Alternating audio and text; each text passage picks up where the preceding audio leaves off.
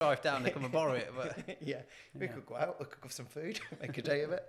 Nice. That'd be good. But ultimately, I think one of the reasons I've been searching companies like yourself, because when you mentioned about your granddad, you left it, and I said, we're going to come back to it. So we've kind of covered a lot of this stuff, and I don't know how long this is going to go on to, because I could probably keep you here all day, to be quite honest with you.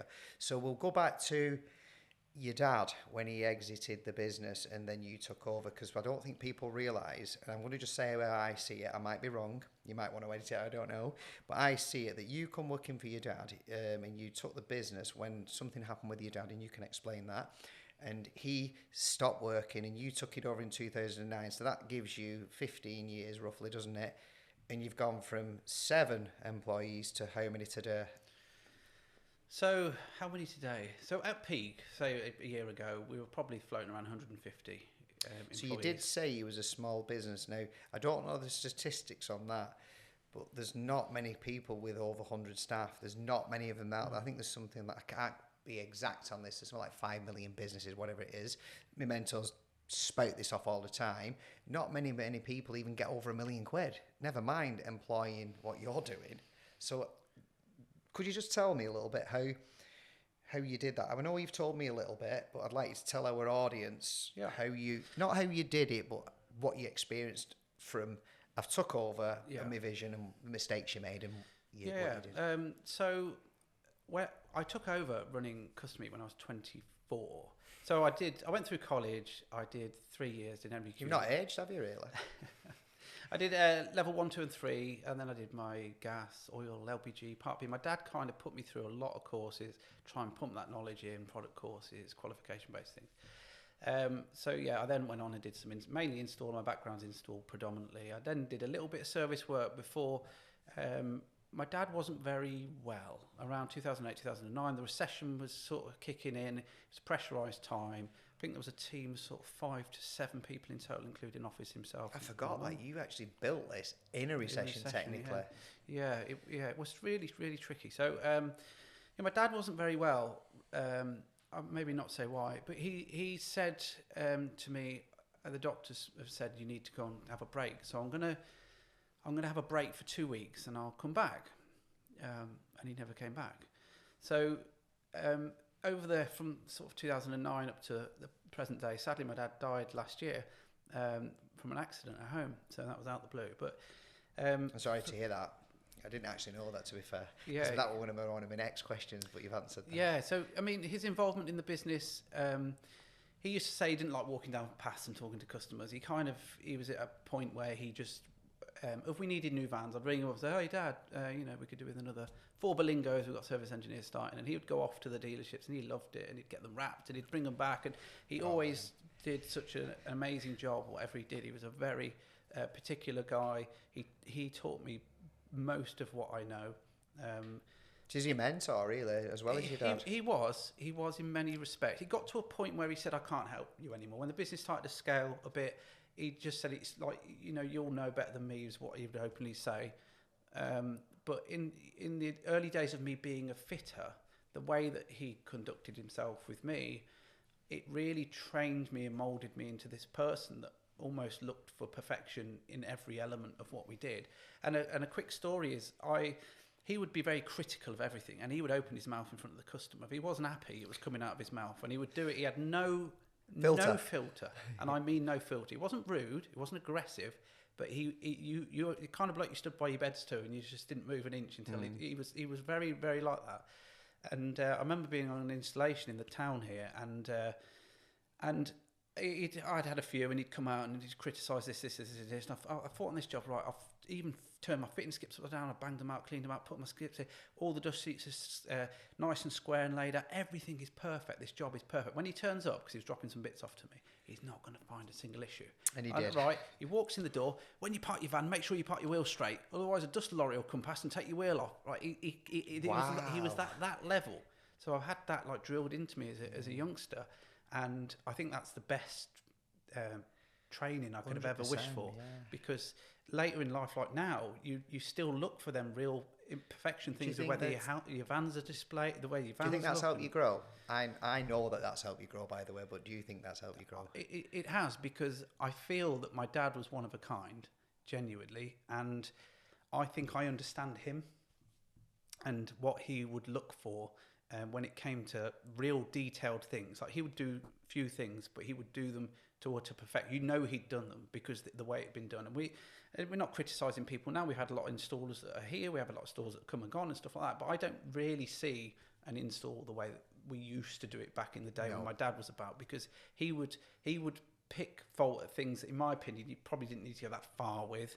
But it meant that the business ran at this like hyper level. Like, customers would often say, "Oh, I'm not even going to box them pipes in. I'm just going to polish them," because our engineers, things would just get ripped out. What do you think changed that? I mean, my personal opinion on that is cost and pace of life. I think that has had a massive impact on, because I'm 47 and I hate saying that, guys, but I am, and I always lie about my age. But ultimately, and all for younger, I'll get that in quick. But ultimately, you'd do a combi swap, and you might relate to this. So now our lads go in and we marry up. We use the term marry up, and the reason why we have to marry up is because we can't repipe and make everything look perfect, because that then takes the time boarding out the wall, marrying up, doing that. That could actually be potentially, as you know, if you have to board out the wall, you have to redo it, you polish your pipes, you put like £700 on the job. Yeah. The problem is the customer isn't kind of bothered about that anymore. They just want something that does the job, that's safe and reliable. So ultimately, I think companies like ours and yours and the one-man bands out there, so people will say, you know, the work, you should do a day's work and put your whole into it. But the market has changed. I mean, Worcester Bosch a boiler, it's a budget boiler. They call it our budget boiler. It's never been heard of in Bosch, as you know. But ultimately, the market's changed because customers just basically have become where they just want the specifics. So the model that used to work back in the day, I don't think would work now, because if you hit the nail on the head, it would be too paced and not. Do you know what I mean? I mean, I think there's still an element of customers out there that do want that level of yes, finish. That's correct. Yeah. And I don't think that you have to. I mean, the level of finish I'm talking about, my dad, was extreme. It was like, it was utter perfection, even to the way the van sat outside the house. He just made sure everything was done. Like, he'd say, don't park your van on a drive when you do a quote, because you don't want to block their drive. Everything was minusculely micromanaged to within an inch of its life. And now with installs, customers' perceptions have changed. They want speed, they want convenience, they want you in and out, they want easy ways to pay, book, all these other things that go on. But there is still an element of customers that will pay a bit more, and they want a bit more, and they want a good finished job. And, you know, we just handle that here with pairing the right engineer with the right skill set with the right, you know, job type. So, you know, we have engineers that are very delicate. They're not the quickest. Their finish is incredible. And we have engineers that are good at putting competency. Position those engineers in the roles where they need to be. Yeah, well, you think people have all got different. My brother's like that and, with pipe work. He's, you know, my brother's not particularly technical. He's not gas safe. He's none of the above. He can do the job, but you chuck him in a plant room or anything to do that, he'll get it bang on. Yeah. He will take probably twice as long as some of the engineers, but the work is exactly that. And we use him on specific jobs. He works for us for 20 years now, but he will never do his gas, because he just says to me, like, I'm just not interested. So I've kind of realised that you've got to embrace on the skills of that. You've already said that, on the person, because you've got some people, didn't you say when I first was talking to you earlier on about engineers don't make great managers, because the assumption is that you might have a cracking engineer that's they want to go from A to the top. Sorry, A to B, whatever you want to call it. So they start off as an engineer, they're a very good engineer, and say, for instance, you hire somebody, so this is a really loyal, very good engineer, and you hire somebody, say you've got 15 staff, and you bring someone in who's a manager, and he believes that he should have got that position. That's very difficult, because, as you rightly said, some engineers are fantastic at that, and when you put it into management, they hate it. So well, if we had that exact scenario play out, and I probably, if the person listens to this, they're going to know who I'm talking about, but I won't say who it is. But essentially, we've had somebody here that worked for a very long time, and when we grew, we thought, well, let's start to put a management structure in place. Let's start to tweak how we're operating day to day. And you know, my mum said, actually, she was like, oh, you should offer so-and-so the job. You know, they've been here the longest. I was like, yeah, but, you know, if you're a cleaner on a plane for 20 years, don't make you a pilot. Do you know what I mean? You've got to have the skill, fundamentally, to do the job. It's not the fact time means nothing. You'd be here for 3 seconds, but if you're better skilled at doing that particular job, then you should be doing it. So yeah, I've never considered time plays a part in any part of what somebody does. It's how good they are at doing what it is you need doing. Mm-hmm. No, I totally agree. I mean, I've tried that, but sometimes you're like scared that you're going to offend. I think it's just basically explains to people. I've got an engineer at the minute that's crossing over to be a quoting engineer. So he's done what we was talking about, the 50-50 split, and he's going to go quoting. But I basically want to pull him off completely and have him quoting. Yeah. He's not comfortable with that yet because he's still a little bit engineer mindset. And also, when we pull him off at the time, he'll be right, and we'll have someone that can do his job because he's multi-skilled. He's been here, he gets a lot of very good reviews, and he's just really good with customers, and to the point when he's doing the jobs, the customers always say how good he is with them. And I have a specific way of sales and selling. I can sell to people I've not met, so I've been teaching him how to teach, because if you're selling to a customer, as we're talking sales and you're an engineer, if you're in someone's house and you're doing it, it's relatively easy to sell that boiler because you've got the trust, you give them a good price, you've already given them a good job, you already got the job. It's a lot more difficult to be a salesman walking in to somebody you don't know anything about you. That is a skill within itself, and I've had to learn that skill over the years, and I'm sure you have, and I'm sure you as a really good salesman, else you wouldn't be where you're here. So again, some of the salesmen that are out there that are listening to this, they are not technical, but they're very good at selling the actual product. They listen to the customer. That plays a bigger part, because a lot of our installers will say, so-and-so strikes again. Oh, it's problem. That always happened with my dad. It happened with me, and he was a detailed guy. I'm a detailed guy, and methodically thinking jobs through and quoting them and making sure we've got bits there before engineers turn up and all these other bits. And still, you'd miss some. You're only human. You'd miss a gas reel. You think that's the pipe runs that way. It doesn't. The floor up. It goes that way. Or there's concrete here or steel beams there. It's kind of, one of them things with quoting that you're inevitably going to end up. It's funny you should say that, actually, when they say so-and-so strikes again, when I'll get a call and I've sent them out quoting and they've missed something. I never bring it up. I never bring anything negative. No. I'll try not to. I do moan. I do definitely moan. I think every business owner does that. I think we've discussed that, haven't we? But ultimately, like with especially the engineer that I have faith in and I think is going to do it, we've got one now, a really good prospect that's helped me so much in the business, and he's helped me. I became poorly, as I explained to you, a few years ago, and it got worse. And then I've come and I've asked a lot of your advice before we got on this podcast, what you think I should do, how we should do it. But ultimately, I think one of the biggest things is you hit the nail on the head. You mentioned trust. The trust has got to be 100% both ways, flowing and communication. Yeah. So with this particular lad, he's told me what he wants, what he expects. He give a goal. He's hit that goal pretty much. We're a bit shy on his goal, but he's hit it. But he again, he's still on the tools. He's still doing the job. Eventually, I see him within the next 12, 18 months coming off that role, replicating himself to do the job. And his job will be running the engineers, very similar to the guy that you've got. I'll probably do, introduce it like you possibly, did what we've discussed. It might work, it might not, but I can see the potential. He comes in, I'm literally, and I'm not joking, it'll be Monday morning, he'll ring me up at 7:15, where are you? I'll be like, all right, okay, I'm just at my girlfriend's or whatever I'm doing. He's like, what are you doing? I'm like, yeah, I'm coming in. Are you coming in this morning? And it's, what I'm saying is he doesn't realise what he's doing there, because sometimes it's lonely being a business owner because you're the one who's driving and pushing, and then weekend comes and everyone goes, and then you're trying to do that and you're coming on the money. He's basically saying to me, get your ass in work, we've got things to do.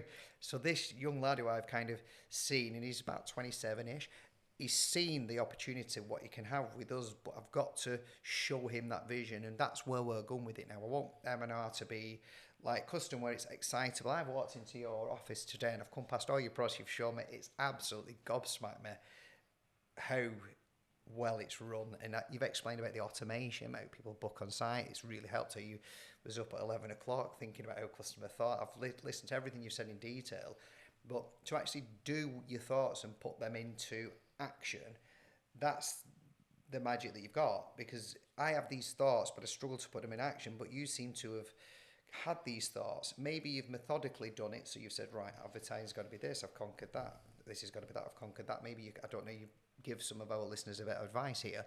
So a lot of business owners are looking at that, and their mind's everywhere. So do you think you focus on a problem, fix that problem, move on? Or do you still think you're So all no, I mean, over? early days, I never had a single focus. Like my mind was all over the place. I was looking at marketing systems, processes, computers, engineers, how we communicating with customers. I'd sometimes sit on our website and go, right, I'm a customer. I want to book a service. How am I doing it? How can I minimise the amount of hassle it is for a customer, for an engineer to turn up? Right, I want 6 steps on the website. Customer engineer turns up. Customer knows the price. They can't question anything. They get a text message, email. That whole process is automated and streamlined. So basically, I'm going to just chuck an example out so people, I know your process because I've seen it, and I was tempted to fill it out when I was looking at your website and I was researching you.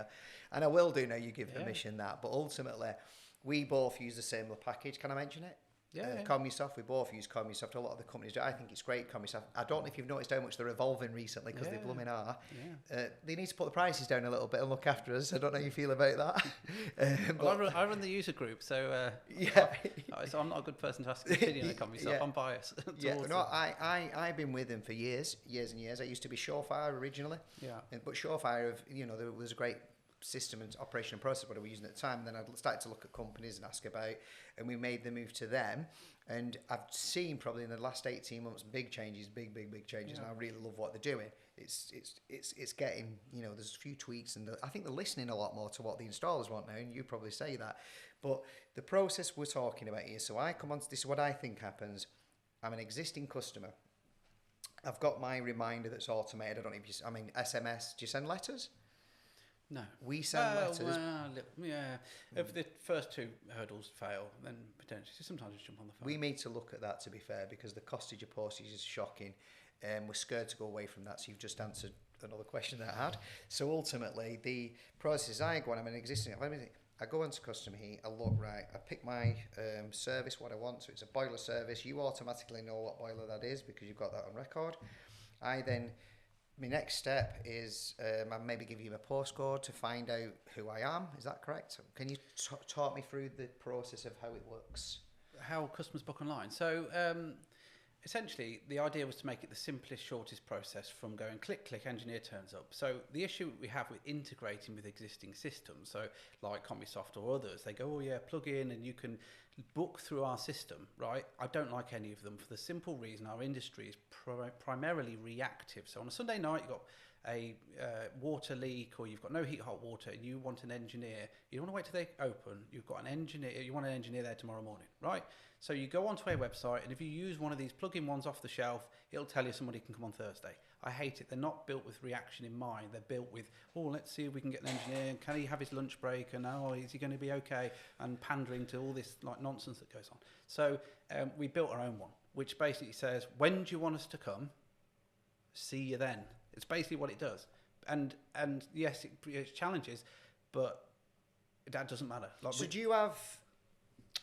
I can't imagine how that works. So do you have... So like, that's probably why you're offering something. That's really unique selling point, that, to be honest with you. So if you read our Trustpilot reviews, every third one will say booking was easy. And I've always had a focus. Is that why your phones are not as busy as possibly some of the businesses I've been in, for instance? Is a lot of it done through that, so that also cuts down on the stress in the office? Well, yeah, I mean, we don't have ringing phones on the desk. I don't know if you noticed. There's no phones. I did, yes. So that is really. I didn't know if I should have brought that up, but that confuses you both, didn't it? This is Izzy, by the way. I know you can't see him, but he's the guy that makes all this magic work, and he's from the TM who I work with. But ultimately, we went in there. I think we went to the coffee room or the toilet, whatever. And we saw this room, and then we moved all the stuff into it because we'd already, by the way, guys, what we'd done is we'd gone and set up in his office, and we were trying to get the mics to work. And me and you've gone in here. It was beautiful. I didn't even see that. We walked past. He's gone. We're moving, so we moved over to here. But ultimately, I have never seen an office like that. And you said to me, wait till whatever. I'm still waiting. It seems... Well, the phone, you don't hear a ring noise. There's no phones. The headset's through a soft phone, an app. Everybody's on MacBooks. So it's it's all through an app. So when they get so basically you took away the ring because it's distracting. So what happens is that when I'm sat in front of your desk, it flashes up that someone's on the phone. It pops up on the computer screen, and they just click it. It tells them where they're from: Custom Heat, Custom Electric, Cornwall, Build. You've shown me. I'd love when we go.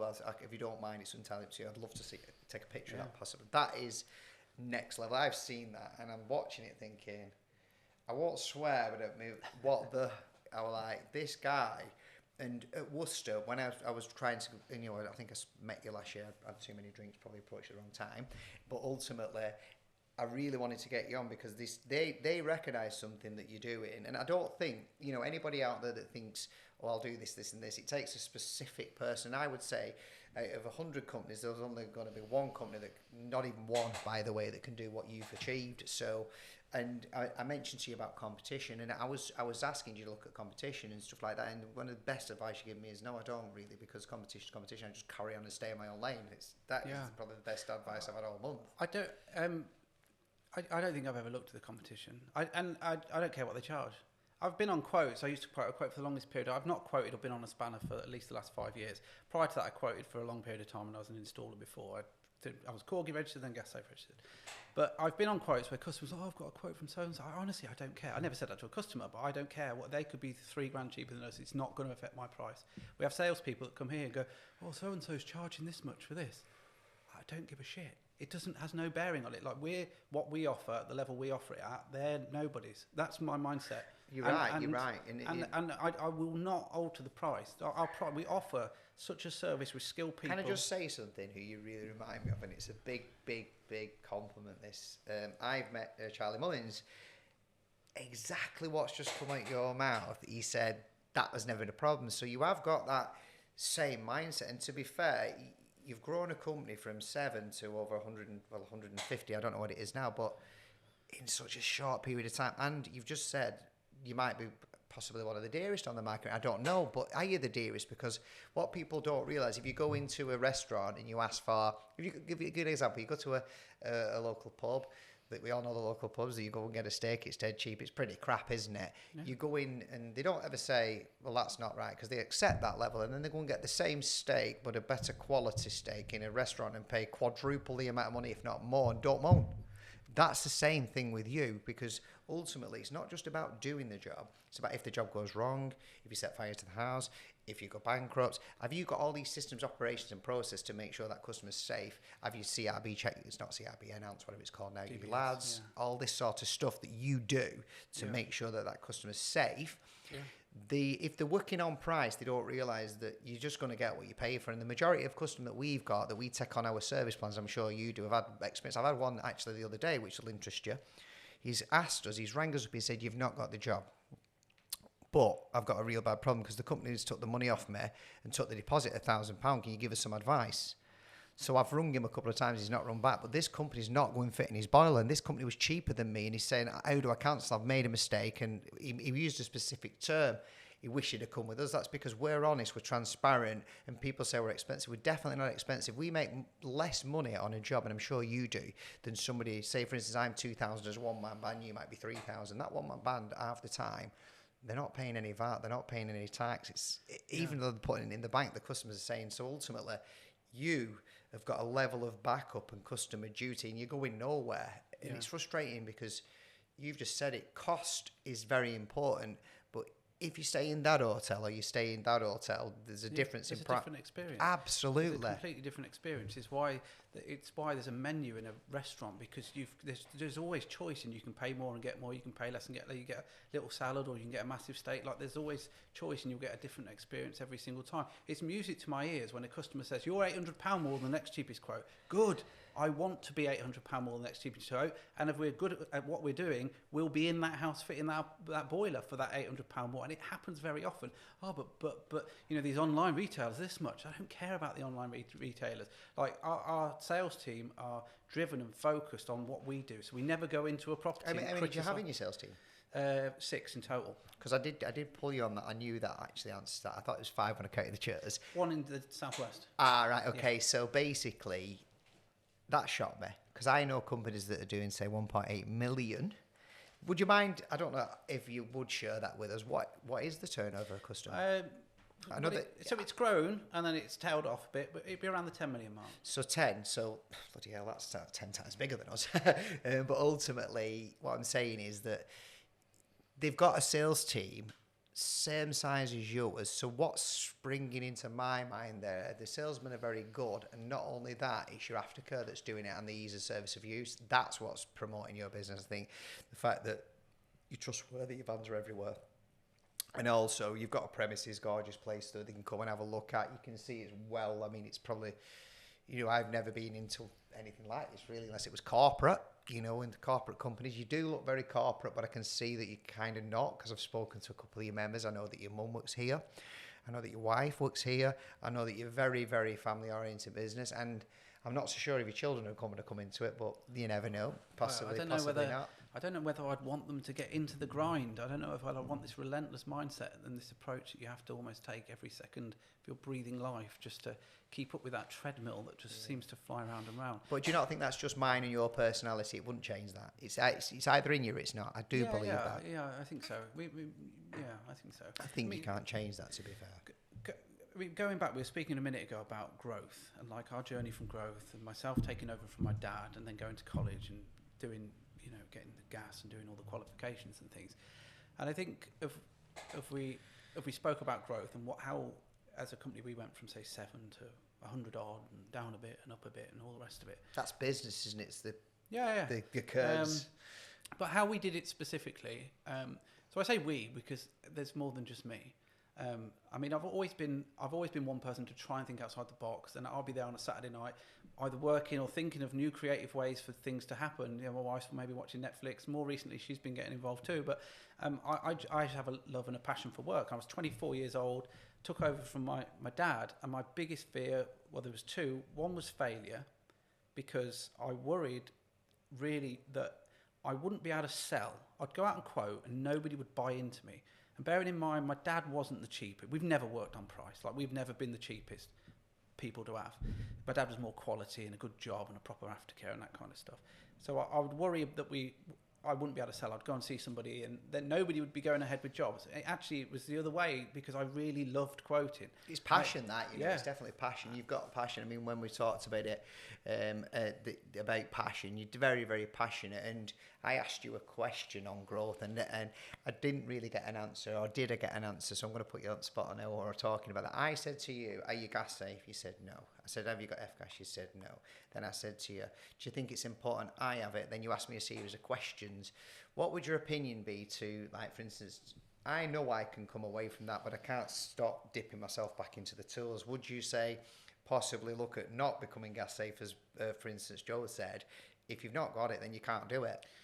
I think it depends a lot on the structure of your business. So if you play a key part right now, so you've got engineers, they go out, they make a mistake, you're the fall guy that goes out and gets the customer back on side, you're giving that end result, you're trying to fix that problem and you need your gas to do that, then circumstances dictate that you need to maybe continue with it. But I mean, our biggest gains have been through little risks similar to that. I never resat my gas. I took it twice. I had Corgi, then Gas Safe, and I never took it again. And part of me thought, oh God, I'm going to have a problem, because after a certain amount of time, you have to go back to the portfolio stage.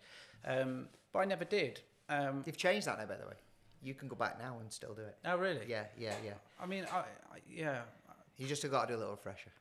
Oh, really? Well, it's been a long time. I haven't been gas safe for like probably 10 years or so now, just over 12 years or so. That's because you're not a heating engineer anymore, are you? You're actually a director, a visionary, a businessman, an entrepreneur, a husband, probably a loan shark, probably everything that the boss takes on, a psychiatrist. There's so many roles to a director's.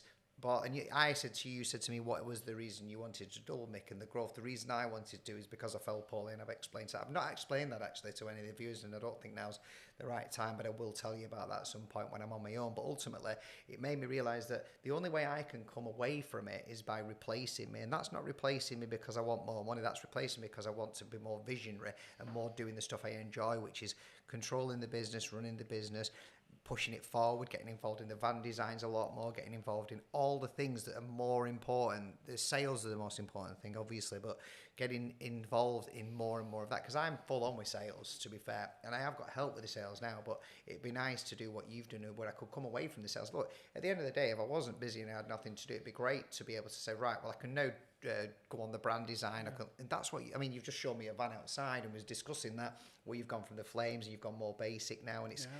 But this, I'm pretty certain you'll see it go back to flames because it's constant up and down. And you know what happens is I go to a designer and I say, I want a van. The first thing they do is they go, right, who's busiest here? Oh, Customs Eat looks great. Hey, Mick, have you seen this? This is my design. No, they've looked at yours, pulled it a little bit, put their own tweak on it because the wheels never been reinvented. It's just been tweaked and made quicker and slicker, and it's backwards and forwards. And Pepsi have just done it, haven't they?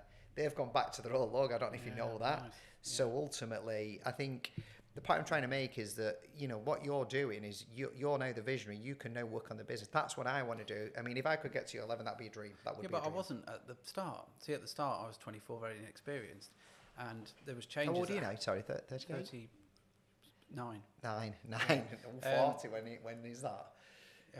Later this year. Oh, brilliant. I'll come to that. If I'm invited, I'll come. I didn't want to do anything. I hadn't celebrated anything. I didn't want to do anything for 40th, but... You should do. You should My wife's pushing me a lot. She's right. Yeah, you got to do it. You got to... It's like, I just you have to do it. It's not all about you.